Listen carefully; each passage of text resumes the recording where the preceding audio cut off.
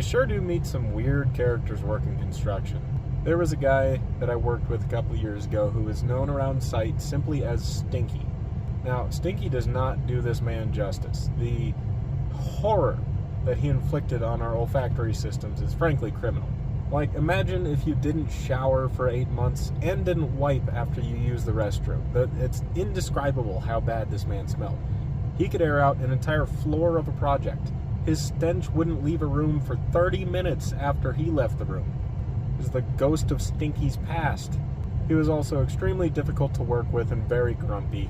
And Stinky did some stuff that I can't talk about on camera, so we'll just say he ended up in prison for a long time. And then there was a guy who didn't have a nickname, but he was fresh out of prison. He was trying to get his career back in order, and his favorite thing to do was regale us with his tales of working at the lube factory in California. And if you're wondering, what kind of lube is it?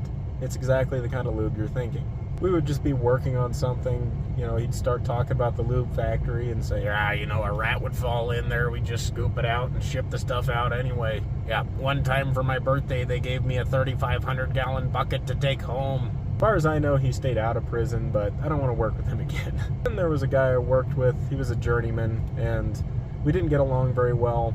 And shortly after I left the company, he shot 2 people. Safe to say that's all I'm going to say about it, because when he gets out of prison, if he gets out of prison, I do not want to see him ever again.